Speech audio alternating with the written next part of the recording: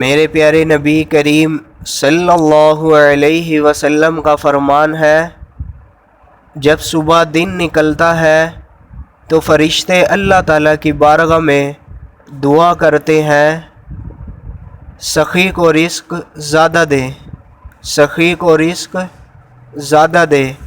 جو سخی انسان ہوتا ہے وہ لوگوں کے بھی قریب ہوتا ہے، اللہ تعالیٰ کے بھی قریب ہوتا ہے اور جنت کے بھی قریب ہوتا ہے۔